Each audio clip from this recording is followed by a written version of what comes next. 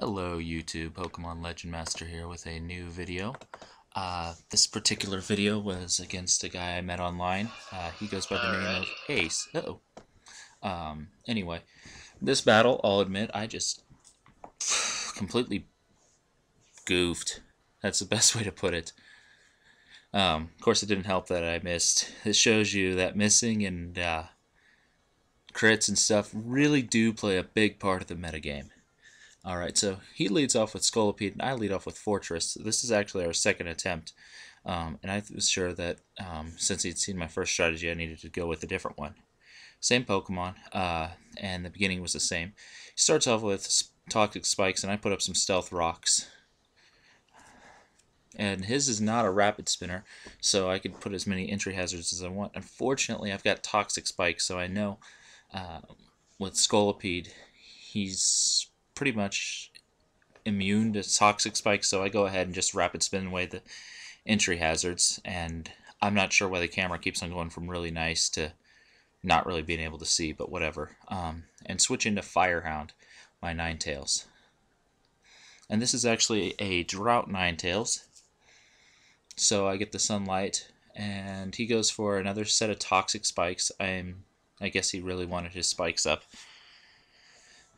And that's when I go ahead and switch out again. Why did I switch? Why did I switch? I could have just used the Heat Wave and finished off Scolipede. But anyway, I go back into Fortress. And he goes for... Oh yeah, that's right. I was afraid he was faster than me. That's right, that's right. So I go into Fortress because it's incredibly bulky on the defensive side. And if you notice, he's got minimum 8 or low HP, which is actually part of his setup. It sounds stupid, I know, but he's a mixed defensive wall, being able to block on the physical and the special side.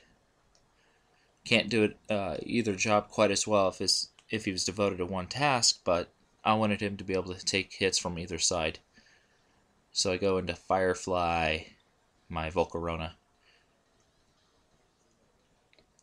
And this Volcarona has a little bit of an investment into defense, so he actually has enough defensive points to take a hit from Rock Slide, if only just. I was fearing the flinch, but I knew if I didn't get the flinch, I could get a Quiver Dance off and kill off his Scolipede, and I'd be in a pretty good position. Especially since I use Fiery Dance afterwards, and I may get the special attack boost, which would be nice. But then I go ahead and make a really stupid play, even though I got the setup here, and kill off his Scolipede without any problems.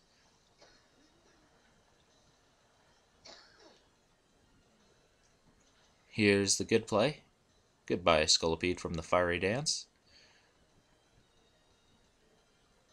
And I'm sorry about the quivering camera. I'm trying out a new camera. It's a better quality than the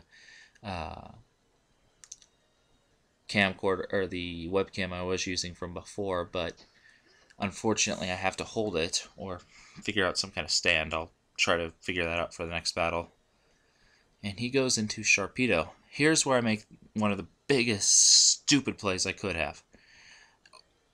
Every Sharpedo that pretty much runs is a speed booster. And so what do? I go for the Bug Buzz, and of course his Sharpedo blocks it. I think what I was going through my mind was, I have a Quiver Dance up, I'm probably faster, and so even without adding another Quiver Dance, I should be able to outspeed it, even though we would have equal speed. But then I forgot, this Volcarona doesn't have max speed investment. It has that defensive bulk investment just so it can take a hit and get that Quiver Dance off in the first place, so I lose my Volcarona. And here's where I go for another stupid play. I shouldn't have gone into Heracross because this Heracross, this killer bug, is actually a reversal set, which means poison's really bad for this Heracross.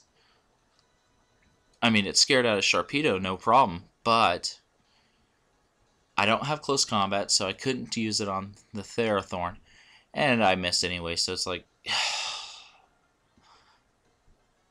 See, oh yeah, I missed, and I take some toxic damage, and that's going to kill my killer bug later on, you'll see. I'll probably go ahead and record a video showing the killer bug actually working properly on, at least online. I did a lot of overprediction here, which did not help me at all. And as you can notice, all the goof ups, like here, I should have known he'd go into Sharpedo and just gone for the Solar Beam, but I wanted to play it safe, if you will, which was retarded of me. And I go for the nasty plot. The nasty plot? What is... If I had just gone Solar Beam, this game would have been a lot easier, and it would have been a different game. Yes, I am ranting at my goof-ups here.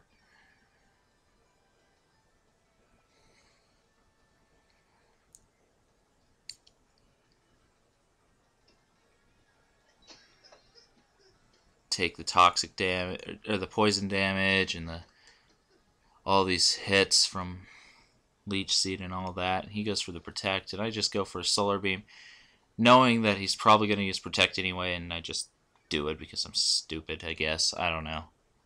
And of course, Solar Beam can't hit, so he gets through just fine.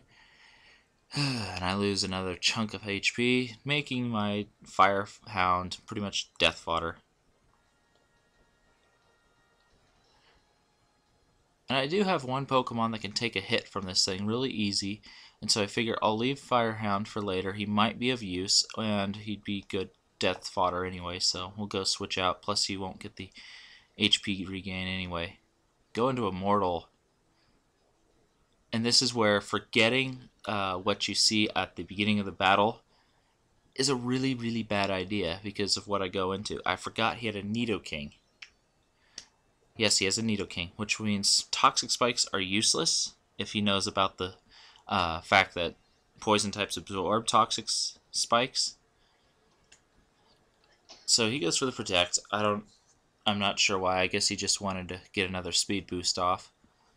And I set the Toxic Spikes. Like I said, I forgot about the Nidoking, so that ruined that idea.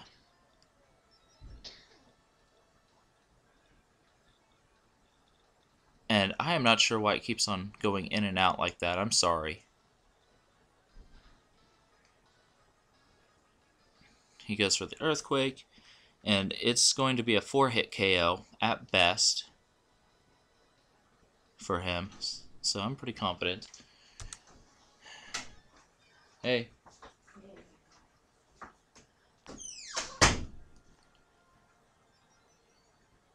I was getting a little frustrated with the camera, to say the least. Trying to get it to stop jiggling. Not jiggling, but zooming out like that. And goes for the Earthquake. And here is an important play. A crit. Of course, a critical hit. Meaning I'm not going to be able to tank the attacks nearly as well as I was hoping. And he gets yet another speed boost off. So I go back into my killer bug, which won't be very much of a killer this match because of the fact I'm poisoned. And just look at this. Mega Horn has like a 95% chance of hitting, right? So what do? I miss. Of course I miss. Of course I miss. So I switch out into the Great Wall. This is the only reason why I actually took any of his team down besides Scolipede. This guy. He seeds me with Leech Seed, which means I take a ton of damage every turn, but that's okay because I got Pain Split. And I have huge amounts of defense.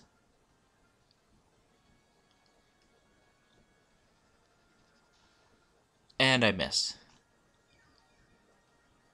Of course I miss, right? Of course. So I take the Gyro Ball relatively well. It's the Toxic and the two Poisons and the 2 Leech Seeds that really are causing the damage here, dropping me down to pretty low. So I pain split here. Just to get my HP back up.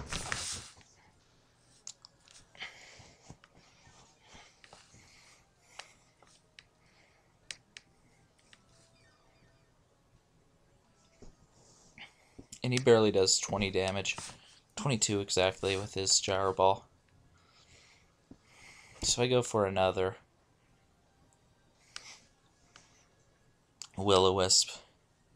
And finally one of them connects. I'm surprised. I've kept on missing all game.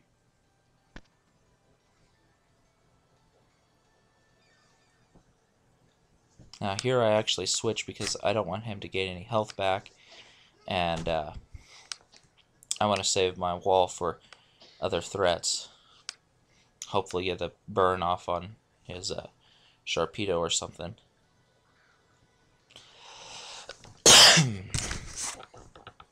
And he's got enough bulk that he can probably survive anything.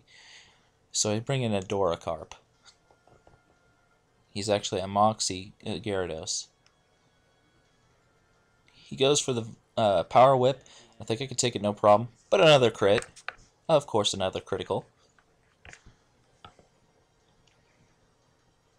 Of course. So I just go for the Earthquake, saying, forget it, I'll just kill this plant, even though I'm going to probably lose Gyarados in the process.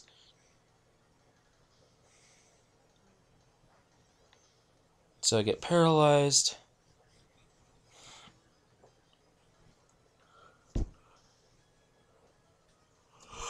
I'm still faster, though. I'll be able to take him out, but I'm paralyzed. I can't move. Of course.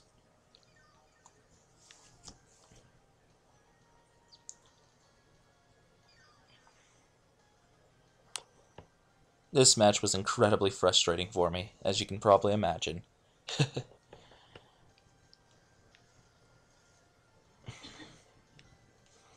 All my attacks with Heracross have missed. I've been paralyzed. I've been critted on 2 of my key Pokemon. Especially the one I needed to Rapid Spin away with. On the turn I was actually choosing Rapid Spin. And so this is bad situation. Bad situation. It brings a Nidoking. I know there's no point in trying to save a Duracarp. And Nidoking, of course, being a poison type, absorbs the spikes. Thunderbolts, because there's nothing I can do to really save a Duracarp at this point. Sack it, so I can bring in something else easier. And I go back to the Great Wall.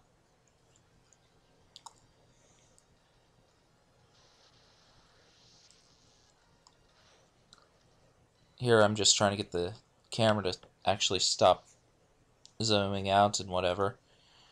And he hits me with a Thunderbolt. I survive with just a fraction of HP, and I pain split. Ooh,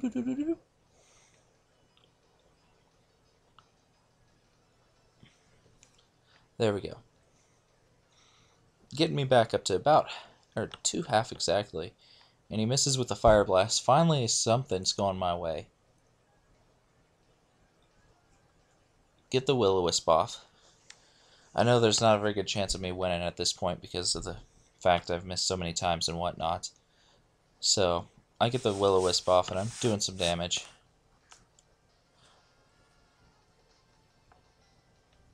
And I switch back to Firehound just to sacrifice it. Rack up some poison damage. Or fire damage, excuse me. Because I know the Great Wall can't take another hit very well. But if I get this damage off on him, I can bring back the Great Wall, Shadow Sneak it, and hopefully the burn will kill it.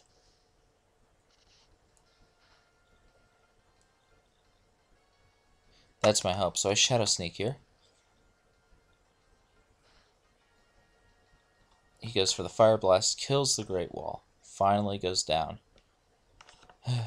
Poison really has been a problem for me this match. Because of that stupid crit early on. And thankfully the burn takes out Nidoking. But this game's pretty much done. He's got a Tornadus. And I've just got Heracross, which is poisoned.